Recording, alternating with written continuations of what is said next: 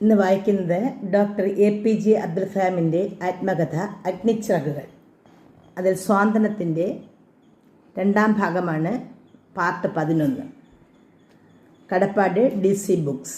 Indian ശാസ്ത്ര നഭോമണ്ഡലത്തിലെ ഉജ്ജ്വലമായൊരു മിന്നലായിരുന്നു IGMDPയുടെ ഉദ്ഘാടനം. ലോകത്തിലെ തിരഞ്ഞെടുക്കപ്പെട്ട ചുരുക്കം ചില രാജ്യങ്ങളുടെ സവിശേഷ വൈദഗ്ധ്യ മേഖലയായിട്ടാണ് മിസൈൽ സാങ്കേതികവിദ്യയെ കണക്കാക്കി പോന്നിരുന്നത്. ആ സമയത്ത് ഇന്ത്യക്കുണ്ടായിരുന്ന ശേഷി വെച്ചുകൊണ്ട് വാഗ്ദാനം ചെയ്യപ്പെട്ട കാര്യങ്ങളെല്ലാം എങ്ങനെയാണ് ഞങ്ങൾ നേടാൻ പോകുന്നതെന്ന് കാണാൻ ജനങ്ങൾക്കെല്ലാം ജിജ്ഞാസയുണ്ടായിരുന്നു.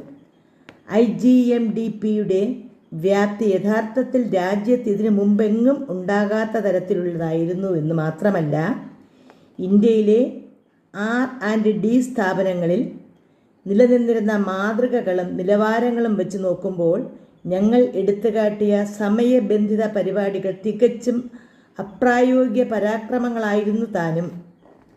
പരിപാടികൾ അംഗീകാരം നേടിയെടുത്തത് എങ്ങനെ നോക്കിയാലും ജോലിയുടെ 10% മാത്രമേ വരികയുള്ളൂ എന്ന കാര്യം എനിക്ക് നല്ലവണ്ണം ബോധ്യമുണ്ടായിരുന്നു. ഇത് മുന്നോട്ട് കൊണ്ടുപോകുക എന്നത് ആകപ്പാടെ വ്യത്യസ്തമായൊരു കാര്യമായിരിക്കും. നിങ്ങൾക്ക് കാര്യങ്ങൾ എത്ര കൂടുതലായുണ്ടോ അതനുസരിച്ച് നിലനിർത്തേണ്ട കാര്യങ്ങളും കൂടും. ഇപ്പോൾ ഞങ്ങൾക്ക് മുന്നോട്ട് പോകാൻ ആവശ്യമായ പണവും സ്വാതന്ത്ര്യവും തന്നു കഴിഞ്ഞിരിക്കുന്ന സ്ഥിതിക്ക് എനിക്കെൻ്റെ ടീമിനെ മുന്നോട്ട് നയിക്കുകയും ഞാൻ നൽകിയ വാഗ്ദാനങ്ങൾക്കൊത്ത് പ്രവർത്തിക്കുകയും ചെയ്യേണ്ടതുണ്ട്. രൂപകൽപ്പന, ഡിസൈൻ മുതൽ വിക്ഷേപണ ഘട്ടങ്ങൾ വരെ ഈ മിസൈൽ പദ്ധതി സാക്ഷാത്കരിക്കാൻ എന്താണ് ആവശ്യമായിട്ടുള്ളത്? ഏറെ മികച്ച മാനവശേഷിയുണ്ട്. പണം അനുവദിച്ചു കഴിഞ്ഞു. കുറേ അടിസ്ഥാന വിഭവങ്ങളുമുണ്ട്. എന്താണ് പിന്നെ ഇല്ലാത്തത്? ഒരു പ്രോജക്റ്റിൻ്റെ വിജയത്തിൽ ജീവൽ പ്രധാനമായ ഈ 3 സ്രോതസ്സുകൾക്ക് പുറമെ മറ്റെന്തു വേണം? എൻ്റെ SLV-3 അനുഭവങ്ങളിൽ നിന്ന് ഇതിൻ്റെ ഉത്തരം എനിക്കറിയാമെന്ന് തോന്നി. നമ്മുടെ രാജ്യത്തുള്ള സ്ഥാപനങ്ങൾ മിസൈൽ ടെക്നോളജിയിൽ പ്രാവീണ്യം നേടുക എന്നതാണ് ഇതിൻ്റെ കാതലായ വശം. വിദേശത്ത് നിന്ന് ഞാനൊന്നും തന്നെ പ്രതീക്ഷിച്ചിരുന്നില്ല.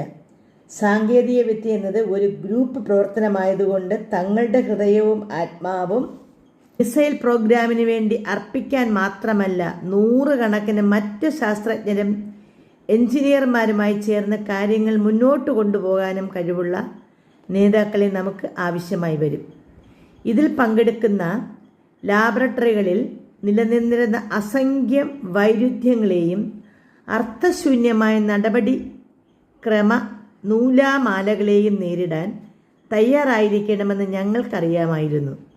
തങ്ങളുടെ പ്രകടനം കനത്ത യാഥാർത്ഥ്യങ്ങളുമായി ഒരിക്കലും തട്ടിച്ചു നോക്കാൻ ഇടയില്ലെന്ന് വിശ്വസിച്ചിരുന്ന നമ്മുടെ പൊതുമേഖലാ സ്ഥാപനങ്ങളുടെ നിലവിലുള്ള പെരുമാറ്റങ്ങളുമായി ഞങ്ങൾക്ക് എതിരിടേണ്ടതായും വരും.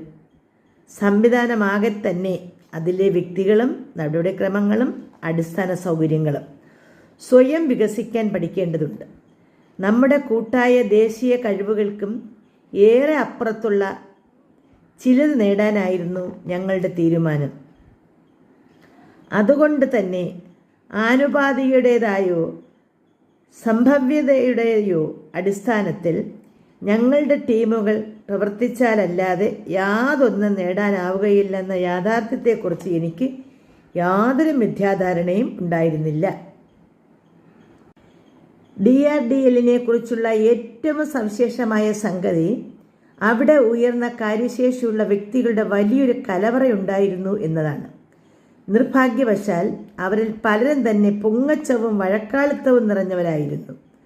ദൗർഭാഗ്യമെന്ന് പറയട്ടെ, സ്വന്തമായ വിധി തീർപ്പുകളിൽ ആത്മവിശ്വാസമുണ്ടാക്കുന്ന അനുഭവ സഞ്ചയം പോലും അവർക്കുണ്ടായിരുന്നില്ല.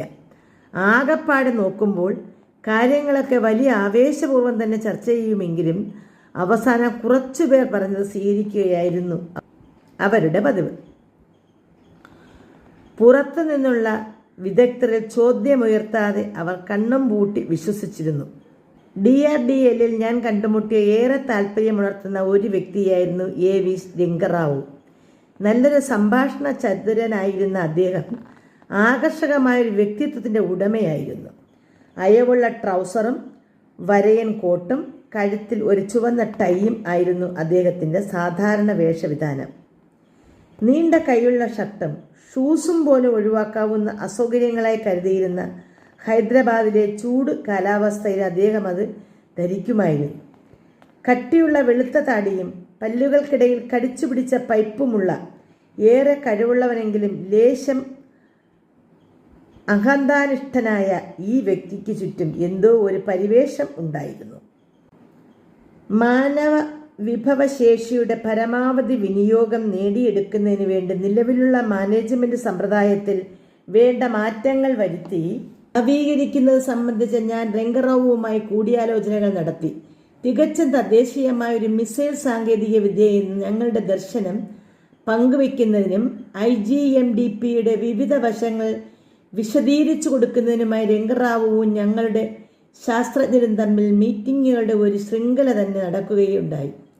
സുദീർഘമായ ചർച്ചകൾക്കും കാഴ്ചപ്പാടുകൾ സംബന്ധിച്ച ശാസ്ത്രജ്ഞന്മാർ തമ്മിലുള്ള അഭിപ്രായ വിനിമയങ്ങൾക്ക് ശേഷം ഞങ്ങൾ ഈ ലാബറട്ടറിയെ സാങ്കേതിക വിദ്യയിൽ അധിഷ്ഠിതമായ ഒരു ഘടനയോടുകൂടി പുനഃസംഘടിപ്പിക്കാൻ തീരുമാനിച്ചു.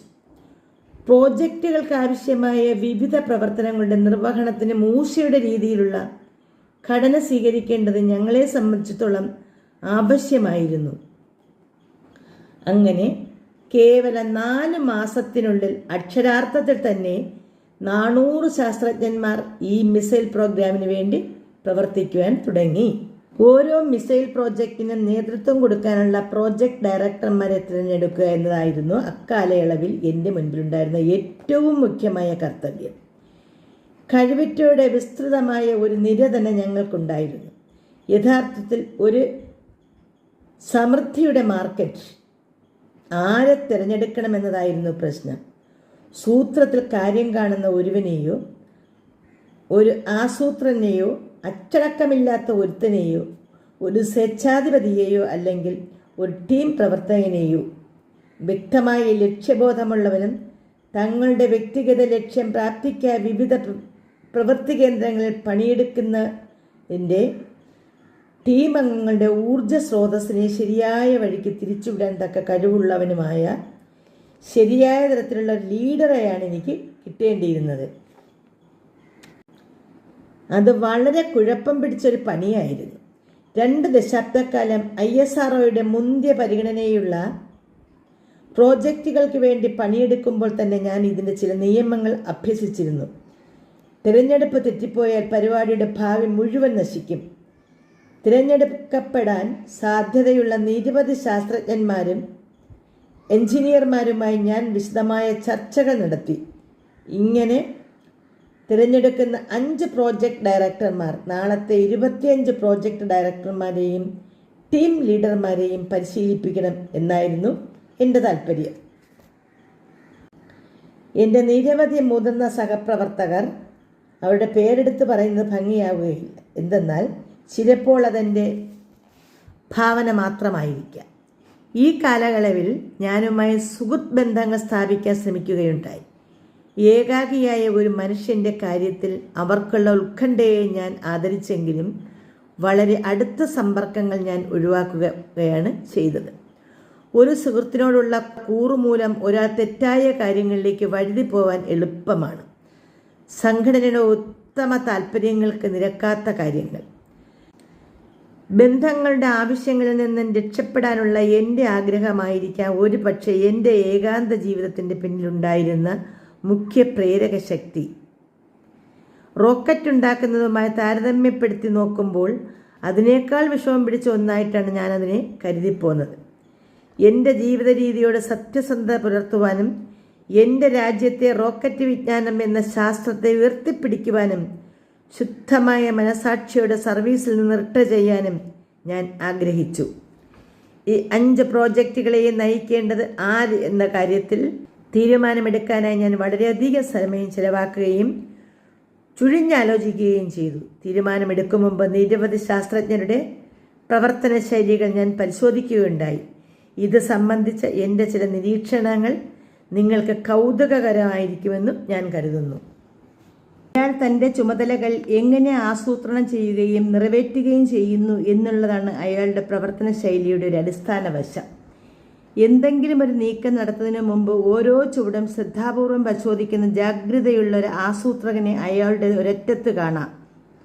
തെറ്റിപ്പോകാൻ സാധ്യതയുള്ളവയിന്മേൽ ഒരു സൂക്ഷ്മ ദൃഷ്ടി അർപ്പിച്ചുകൊണ്ട് എല്ലാവരും വരായികളെയും നേരിടാനുള്ള ശ്രമം ഈ ആസൂത്രകൻ നടത്തും. ദ്രുതഗതിയിൽ കാര്യങ്ങൾ നീക്കുന്ന ഒരാളാണ് മറ്റേ അറ്റത്തുള്ളത്. യാതൊരു ആസൂത്രണവും കൂടാതെ തന്നെ സകല കളികളും അയാൾ കളിക്കുന്നു. ഒരു ആശയത്താൽ പ്രചോദിതനായ ഈ ദ്രുതഗതിക്കാരൻ എന്ത് നടപടിയെടുക്കാനും എപ്പോഴും സന്നദ്ധനായിരിക്കും. ഒരു വ്യക്തിയുടെ പ്രവർത്തന ശൈലിയുടെ മറ്റൊരു വശമാണ് നിയന്ത്രണം. കാര്യങ്ങളൊക്കെ ഒരു നിശ്ചിത മാർഗത്തിൽ നടക്കുന്നു എന്ന് ഉറപ്പുവരുത്താനായി അർപ്പിക്കുന്ന ഊർജവും ശ്രദ്ധയുമാണത്.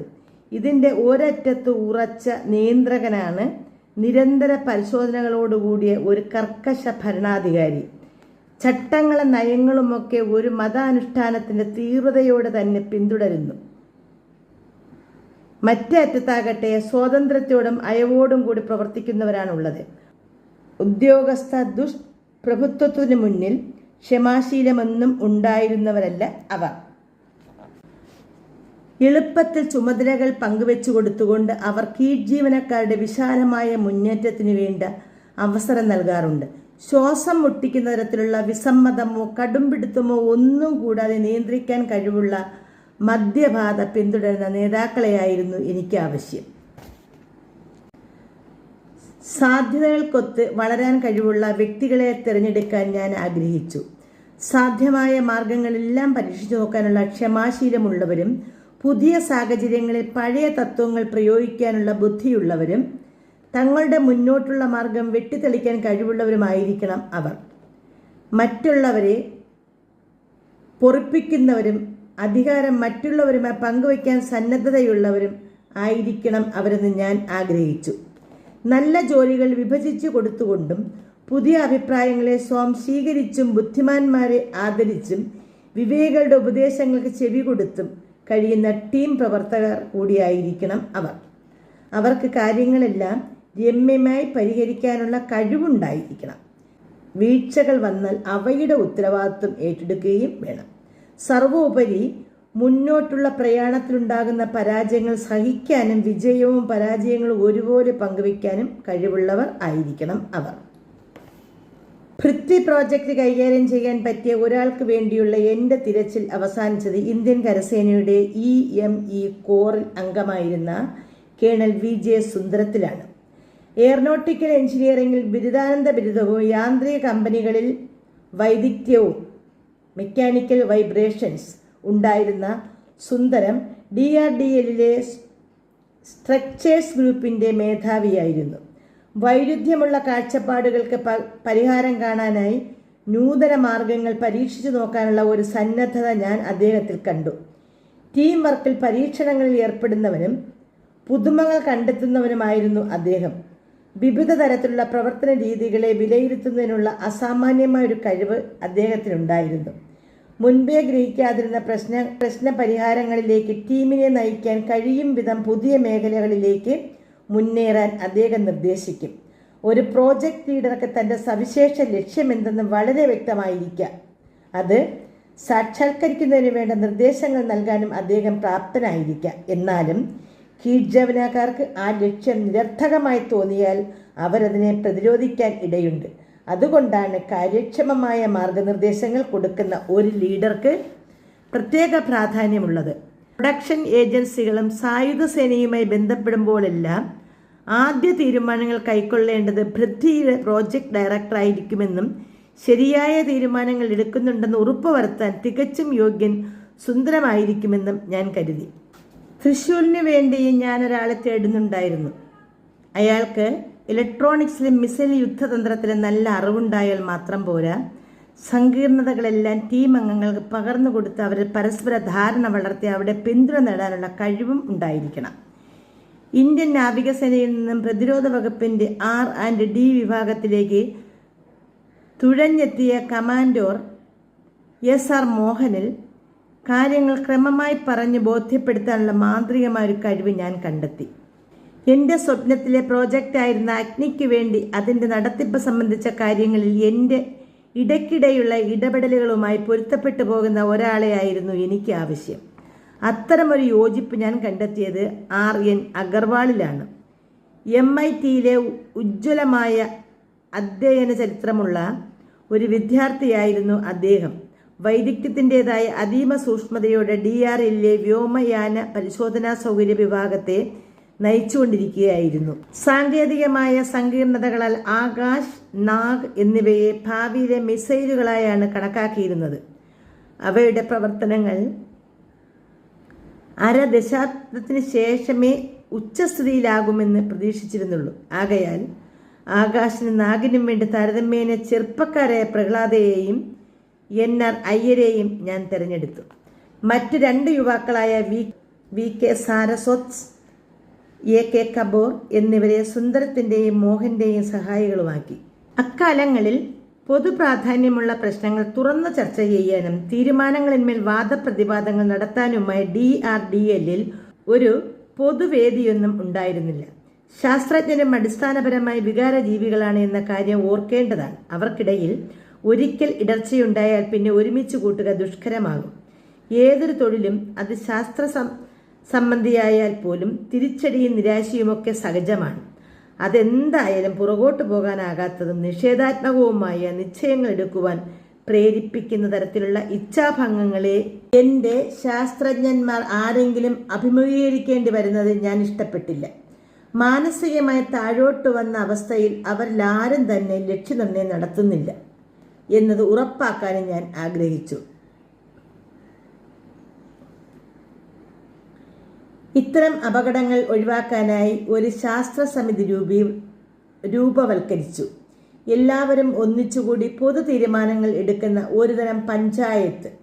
എല്ലാ ശാസ്ത്രജ്ഞന്മാരും ഇളയവരും മുതിർന്നവരും പരിചയസമ്പന്നരും തുടക്കക്കാരും 3 മാസം കൂടുമ്പോൾ ഒരിക്കൽ യോഗം ചേർന്ന് പ്രശ്നങ്ങൾ അങ്ങനെ പരിഹരിച്ചു പോന്നു. സമിതിയുടെ പ്രഥമ സമ്മേളനം തന്നെ സംഭവബഹുലമായി. പാതി മനസ്സോടെ ഏതാനും ചോദ്യങ്ങളും സംശയപ്രകടനങ്ങളും അടങ്ങിയ ഒരു ഇടവേളയ്ക്ക് ശേഷം ഒരു മുതിർന്ന ശാസ്ത്രജ്ഞനായ MN റാവു നേരെ ചൊവ്വേയുള്ള ഒരു ചോദ്യം തൊടുത്തുവിട്ടു. എന്തടിസ്ഥാനത്തിലാണ് ഈ പഞ്ചപാണ്ഡവന്മാരെ, പ്രോജക്റ്റ് ഡയറക്ടർമാരെയാണ് അദ്ദേഹം ഉദ്ദേശിച്ചത്, താങ്കൾ തിരഞ്ഞെടുത്തത്? യഥാർത്ഥത്തിൽ ഞാൻ ഈ ചോദ്യം പ്രതീക്ഷിച്ചിരിക്കുകയായിരുന്നു. ക്രിയാത്മക ചിന്തയെന്ന ദ്രൗപദിയെ ഇവരെല്ലാം വിവാഹം കഴിച്ചിരിക്കുന്നതായി ഞാൻ കണ്ടെത്തി എന്ന് അദ്ദേഹത്തോട് പറയാനാണ് ഞാൻ ആഗ്രഹിച്ചത്. അതിനു പകരം ഞാൻ റാവുവിനോട് പറഞ്ഞത് ഭാവിയിൽ വിശ്വസിക്കൂ എന്നായിരുന്നു. ഈ പ്രോജക്റ്റ് ഡയറക്ടർമാരെ ഞാൻ തിരഞ്ഞെടുത്തിട്ടുള്ളത് ഇന്ന് എന്തെങ്കിലും ചെയ്യാൻ വേണ്ടി മാത്രമല്ല, പിന്നെയോ ഓരോ ദിവസവും പുതിയ കൊടുങ്കാറ്റുകൾ ഉയർന്നു വരുന്ന ഒരു ദീർഘകാല പരിപാടിയുടെ ചുമതല ഏറ്റെടുക്കുന്നതിനും കൂടിയാണ്. ഊർജ്ജസ്വലരായ ഇവർക്ക് അഗർവാൾ, പ്രഹ്ലാദ, അയ്യർ, സാരസ്വത് തുടങ്ങിയവരെ പോലെ ഉള്ളവർക്ക് അവരുടെ ലക്ഷ്യങ്ങളിന്മേൽ പുതിയൊരു പിടുത്തം കിട്ടുവാനും തങ്ങളുടെ പ്രതിബദ്ധതകളെ മുറുകെ പിടിക്കുവാനുമുള്ള അവസരങ്ങൾ വരാൻ പോകുന്ന നാളുകൾ നൽകിക്കൊണ്ടിരിക്കുമെന്ന് ഞാൻ റാവുവിനോട് പറഞ്ഞു. ഉൽപാദനക്ഷമതയുള്ള ഒരു ലീഡറെ സൃഷ്ടിക്കുന്ന ഘടകമേതാണ്? എൻ്റെ അഭിപ്രായത്തിൽ ഉൽപാദനക്ഷമതയുള്ള ഒരു ലീഡർ ജീവനക്കാരെ വിന്യസിക്കുന്നതിന് വിദഗ്ധനായിരിക്കണം. സംഘടനയിലേക്ക് തുടർച്ചയായി പുതുരക്തം കടത്തിവിടുന്നതിൽ ശ്രദ്ധാലുവായിരിക്കണം. അദ്ദേഹം സങ്കീർണതകളും പ്രശ്നങ്ങളും നേരിടുന്നതിനും പുതിയ ആശയങ്ങൾ കൈകാര്യം ചെയ്യുന്നതിനും അദ്ദേഹത്തിന് പ്രാപ്തി ഉണ്ടായിരിക്കണം. ഒരു R&D സ്ഥാപനം നേരിടേണ്ടി വരുന്ന പ്രശ്നങ്ങളിൽ അറിയുന്നതും അറിയപ്പെടാത്തതുമായ നിരവധി വ്യത്യസ്ത ഘടകങ്ങൾ തമ്മിലുള്ള വ്യാപാര ഇടപാടുകൾ ഉൾപ്പെട്ടിരിക്കും. സങ്കീർണമായ ഇത്തരം അവസ്ഥകൾ കൈകാര്യം ചെയ്യുവാനുള്ള നൈപുണ്യം ഉന്നത നിരക്കിലുള്ള ഉൽപാദനക്ഷമത നേടിയെടുക്കുന്ന കാര്യത്തിൽ മുഖ്യമായ ഒരു മുതൽക്കൂട്ടാണ്. തൻ്റെ ടീമിന് ആവേശം പകർന്നു കൊടുക്കാനുള്ള കഴിവ് ലീഡർക്കുണ്ടായിരിക്കണം. ഊർജ്ജസ്വലത പ്രസരിപ്പിക്കുന്ന ഒരു സംഘാടന അന്തരീക്ഷം നിലനിർത്തുകയും ചെയ്യാൻ കഴിയും എന്ന മനോഭാവം തൻ്റെ എല്ലാ പ്രവർത്തനങ്ങളിലൂടെയും മറ്റുള്ളവരേക്ക് വ്യാപിപ്പിക്കുകയും വേണം. അദ്ദേഹം സഹപ്രവർത്തകർക്ക് അർഹമായ അംഗീകാരവും നൽകണം.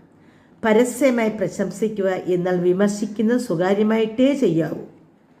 ഏറ്റവും ബുദ്ധിമുട്ടുള്ള ചോദ്യങ്ങളിലൊന്നുയർന്നത് ഒരു യുവ ശാസ്ത്രജ്ഞനിൽ നിന്നായിരുന്നു. ഈ പ്രോജക്റ്റുകളൊക്കെ ഡെവിളിൻ്റെ വഴിയേ പോവുകയാണെങ്കിൽ അതിനെ അങ്ങ് എങ്ങനെയാണ് തടയുക? ഞാൻ അദ്ദേഹത്തിന് IGMDPയുടെ പിന്നിലുള്ള തത്വശാസ്ത്രം വിശദീകരിച്ചു കൊടുത്തു.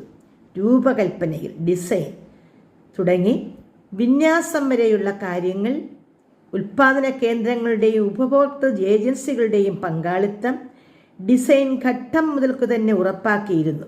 പിന്നെ മിസൈൽ സംവിധാനങ്ങൾ യുദ്ധഭൂമിയിൽ വിജയകരമായി വിന്യസിച്ചു കഴിയും വരെ ആരും പ്രോജക്റ്റിൽ നിന്നും പിൻവാങ്ങുന്ന പ്രശ്നമേയില്ല. ടീമുകൾ രൂപവൽക്കരിച്ച ജോലികൾ സംഘടിപ്പിക്കുന്ന പ്രക്രിയ നടന്നുകൊണ്ടിരിക്കവേ തന്നെ IGMDPയുടെ വർദ്ധിച്ചുകൊണ്ടിരിക്കുന്ന ആവശ്യങ്ങൾ പൂർണ്ണമായും നിറവേറ്റുന്നതിന് DRDLൽ ലഭ്യമായ സ്ഥലം തീർത്തും അപര്യാപ്തമാണെന്ന് ഞാൻ മനസ്സിലാക്കി. നിർമ്മാണശാലകളിൽ ചിലത് വളരെ അടുത്ത് തന്നെ സ്ഥാപിക്കേണ്ടിയിരുന്നു. മിസൈലുകൾ സംയോജിപ്പിക്കുവാനും പുറത്തിറക്കുവാനും വേണ്ടി ഡെവിളിൻ്റെ കാലഘട്ടത്തിൽ നിർമ്മിച്ച പണിശാലയ്ക്ക് കേവലം 120 ചതുരശ്ര മീറ്റർ വിസ്തീർണമുള്ള ഒരു ഷെഡേ ഉണ്ടായിരുന്നുള്ളൂ. അതാകട്ടെ നിറയെ പ്രാവുകൾ കൂട് കെട്ടിയിരുന്നതും. സംയോജനത്തിനായി താമസിയാതെ ഇവിടെ എത്തിച്ചേരാൻ പോകുന്ന 5 മിസൈലുകളെ കൂട്ടിയിണക്കാനുള്ള സ്ഥലവും സൗകര്യവും എവിടെ? പരിസ്ഥിതി പരിശോധനാ കേന്ദ്രവും ഏവിയോണിക്സ് പരീക്ഷണശാലയും ഒരേപോലെ കുത്തിത്തിരികിയതും ആവശ്യത്തിന് ഉപകരണങ്ങൾ ഇല്ലാത്തവയും ആയിരുന്നു. അടുത്തുള്ള ഇമാററ്റ് കാഞ്ചപ്രദേശം ഞാൻ സന്ദർശിച്ചു. ദശാബ്ദങ്ങൾക്ക് മുമ്പ് DRDL വികസിപ്പിച്ചെടുത്ത ടാങ്ക് വേദ മിസൈലുകളുടെ പരീക്ഷണ സ്ഥലമായി ഉപയോഗിച്ചിടമാണിത്.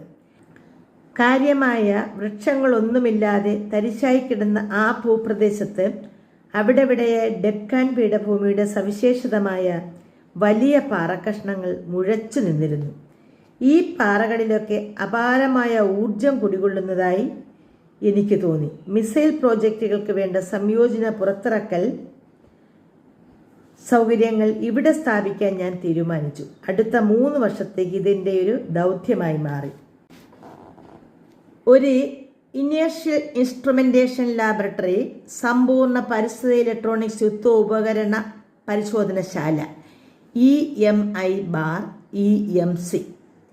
സംയോജിത വസ്തുക്കളുടെ ഒരു ഉൽപ്പാദനശാല, ഉന്നത എൻതാൽപ്പിശാല, ഏറ്റവും ആധുനികമായ മിസൈലുകളുടെ സംയോജനത്തിനും പുറത്തിറക്കലിനുമുള്ള ഒരു കേന്ദ്രം എന്നീ അത്യാധുനിക സാങ്കേതിക സൗകര്യങ്ങളോട് കൂടിയ ഒരു മോഡൽ ഹൈ ടെക്നോളജി സെൻറ്റർ സ്ഥാപിക്കാനുള്ള ഒരു നിർദ്ദേശം ഞങ്ങൾ തയ്യാറാക്കി. ഏതളവിലും വളരെ ഭീമമായ ഒരു ചുമതലയായിരുന്നു ഇത്. പൂർണ്ണമായും വ്യത്യസ്തമായൊരു തരം വൈദഗ്ധ്യവും മനക്കരുത്തും ദൃഢനിശ്ചയവും ആവശ്യമായിരുന്നു ഈ പ്രോജക്റ്റിൻ്റെ സാക്ഷാത്കാരത്തിന്. ലക്ഷ്യങ്ങളും ഉദ്ദേശങ്ങളുമെല്ലാം ഇവിടെ സൃഷ്ടിക്കപ്പെട്ടു കഴിഞ്ഞു. ഇനി ഇവയെല്ലാം വിവിധ ഏജൻസികളിൽ നിന്നുമുള്ള ഒരു കൂട്ടം ആളുകൾക്ക് മനസ്സിലാക്കി കൊടുക്കുകയും അവരുമായി പങ്കുവയ്ക്കുകയും വേണം. ടീമിൻ്റെ നേതാവ് ഉണ്ടാക്കിയെടുക്കുകയും നിലനിർത്തുകയും ചെയ്യേണ്ടുന്ന പ്രശ്ന പരിഹാരത്തിൽ അധിഷ്ഠിതമായ ആശയവിനിമയ പ്രക്രിയകളിലൂടെയാണ് ഇത് സാധിക്കേണ്ടിയിരുന്നത്. ഇപ്രകാരമെല്ലാം ചെയ്യാൻ ഏറ്റവും അനുയോജ്യനായ വ്യക്തി ആരായിരിക്കും? ആവശ്യമായ നേതൃത്വ ഗുണങ്ങൾ ഒട്ടെല്ലാം തന്നെ ഞാൻ MV സൂര്യകാന്ത റാവുവിൽ കണ്ടെത്തി. ഇനി RCIയുടെ സൃഷ്ടിയിൽ വളരെ സ്ഥാപനങ്ങൾ പങ്കെടുക്കേണ്ടതുണ്ട് എന്നതിനാൽ അധികാരശ്രേണി സംബന്ധമായ പരിഗണനകളൊക്കെ ഒരാൾ നോക്കേണ്ടതുണ്ട്. അന്ന് 50കളുടെ അന്ത്യത്തിൽ എത്തി നിൽക്കുകയായിരുന്ന സൂര്യകാന്ത റാവുവിനെയും സഹായിക്കാൻ 30കളുടെ മധ്യത്തിൽ നിൽക്കുകയായിരുന്ന കൃഷ്ണമോഹനെ ഞാൻ തിരഞ്ഞെടുത്തു. അനുസരണത്തിലും ഗുണദോഷിക്കലിലും ആശ്രയിക്കുക എന്നതിനുപരിയായി കൃഷ്ണമോഹൻ ആളുകളെ അവരുടെ ജോലിയിടങ്ങളിലെ പ്രവർത്തികളിൽ പൂർണ്ണമായി മുഴുകുന്നതിന് പ്രേരിപ്പിച്ചുകൊള്ളും. അങ്ങയുടെ നടപടിക്രമമനുസരിച്ച് RCIക്ക് വേണ്ട കെട്ടിട നിർമ്മാണ പ്രവർത്തനങ്ങൾക്കായി ഞങ്ങൾ മിലിറ്ററി എഞ്ചിനീയറിംഗ് സർവീസിനെ സമീപിച്ചു, MES. ഈ ചുമതല നിറവേറ്റുന്നതിന് ഏകദേശം 5 വർഷത്തെ കാലയളവ് വേണ്ടിവരുമെന്നാണ് അവർ സൂചിപ്പിച്ചത്. ഈ പ്രശ്നം പ്രതിരോധ മന്ത്രാലയത്തിലെ ഉന്നത തലത്തിൽ ആഴത്തിലുള്ള ചർച്ചയ്ക്ക് വിധേയമാക്കുകയും പ്രതിരോധ സംബന്ധമായ കെട്ടിട നിർമ്മാണങ്ങളുടെ ചുമതല പുറത്തുനിന്നുള്ള ഒരു കൺസ്ട്രക്ഷൻ കമ്പനിയെ ഏൽപ്പിക്കുകയെന്ന ഒരു സുപ്രധാന തീരുമാനം എടുക്കുകയും ചെയ്തു. ഭൂമിയുടെ വടിവ് കാണിക്കുന്ന ചിത്രങ്ങൾ കാണിക്കാനും നിർമ്മാണ മേഖലയിലേക്കുള്ള പാതകളുടെ രൂപരേഖ തയ്യാറാക്കുക, സൗകര്യങ്ങൾ സ്ഥാപിക്കേണ്ട കൃത്യമായ ഇടങ്ങൾ നിർണ്ണയിക്കുക എന്നിവയ്ക്കായി ഇമറാറ്റ് ഗാഞ്ചയുടെ വ്യോമ ചിത്രങ്ങൾ എടുക്കാനായി survey of India, national remote sensing agency എന്നീ സ്ഥാപനങ്ങളുമായി ലെയ്സൺ ബന്ധം സ്ഥാപിച്ചു. കേന്ദ്ര ഭൂഗർഭജല ബോർഡാകട്ടെ ആ പാറക്കൂട്ടങ്ങൾക്കിടയിൽ 20 ജലസ്രോതസ്സുകൾ കണ്ടെത്തി. പ്രതിദിനം 50 ലക്ഷം ലിറ്റർ വെള്ളവും മണിക്കൂറിൽ 40 മെഗാവാട്ട് വൈദ്യുതി ശക്തി നൽകാനുള്ള അടിസ്ഥാന സൗകര്യങ്ങളും ആസൂത്രണം ചെയ്യപ്പെട്ടു. ഈ സമയത്ത് തന്നെയാണ് കേണൽ SK സൽവാൻ ഞങ്ങളുടെ സ്ഥാപനത്തിൽ ചേർന്നത്. ഒരു മെക്കാനിക്കൽ എഞ്ചിനീയറായ അദ്ദേഹം തന്നോടൊപ്പം അളവില്ലാത്തത്ര ഊർജവും കൊണ്ടുവന്നു. നിർമ്മാണത്തിൻ്റെ അന്തിമഘട്ടമായപ്പോഴേക്കും പാറക്കൂട്ടങ്ങൾക്കിടയിലായി പുരാതനമായൊരു ആരാധനാ സ്ഥലം സൽവാൻ കണ്ടെത്തി. ഇതൊരു പുണ്യസ്ഥലമായിരുന്നുവെന്ന് എനിക്ക് തോന്നി. ഞാൻ വിസ്മയിച്ചു. മിസൈൽ സംവിധാനങ്ങളുടെ രൂപകൽപ്പന പ്രകാരമുള്ള പണികൾ ആരംഭിച്ചു കഴിഞ്ഞിരിക്കുകയും അവയുടെ സംയോജനത്തിനും പുറത്തിറക്കലിനും വേണ്ടിയുള്ള വികസന പ്രവർത്തനങ്ങൾക്ക് തുടക്കം കുറിക്കുകയും ചെയ്തിരിക്കുന്നതിനാൽ മിസൈലിൻ്റെ പരീക്ഷണ പറക്കലുകളെ അനുയോജ്യമായൊരു സ്ഥലം തിരയുന്നതായിരുന്നു അടുത്ത പരിപാടി. ഷാറും ആന്ധ്രാപ്രദേശിലായതിനാൽ അനുയോജ്യമായൊരു സ്ഥലത്തിനായുള്ള തിരച്ചിൽ കിഴക്കൻ തീരപ്രദേശങ്ങളിലൂടെ മുന്നേറി അവസാനം ഒറീസയിലെ ബാലസോറിൽ എത്തിച്ചേർന്നു. വടക്ക് കിഴക്കൻ കടൽത്തീരത്തെ ഒരു ഭൂപ്രദേശം ദേശീയ ടെസ്റ്റ് റേഞ്ചിനും കണ്ടെത്തി. നിർഭാഗ്യവശാൽ ആ സ്ഥലത്ത് പാർക്കുന്ന ജനങ്ങളെ ഒഴിപ്പിക്കുന്നത് സംബന്ധിച്ച രാഷ്ട്രീയ പ്രശ്നങ്ങളിൽ ആ പ്രോജക്റ്റ് മുഴുവനായി തന്നെ അവതാളത്തിലാകുമെന്ന അവസ്ഥ വന്നു.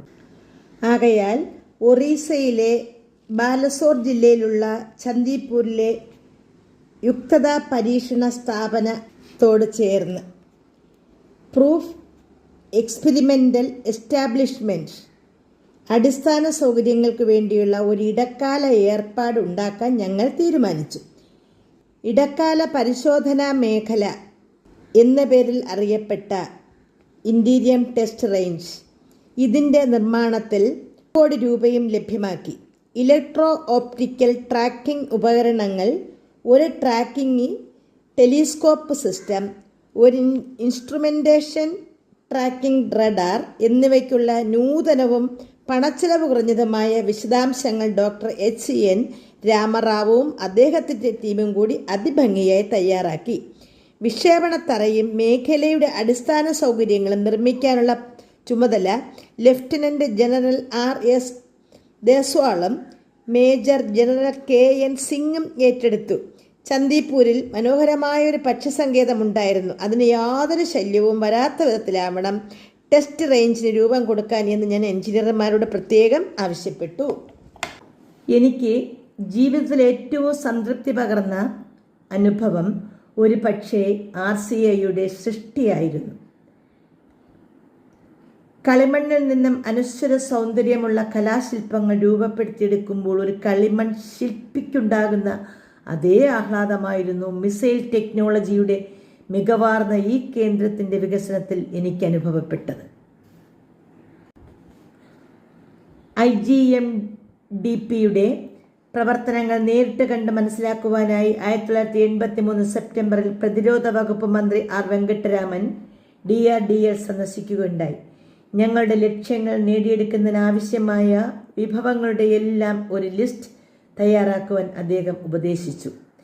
ലിസ്റ്റ് തയ്യാറാക്കുമ്പോൾ ഒന്നും തന്നെ വിട്ടുപോകാതിരിക്കാൻ പ്രത്യേകം ശ്രദ്ധിക്കണമെന്നും ഞങ്ങളുടെ സ്വന്തം ക്രിയാത്മക ഭാവനകളും വിശ്വാസം കൂടി അതിൽ ചേർക്കണമെന്നും അദ്ദേഹം ആവശ്യപ്പെട്ടു.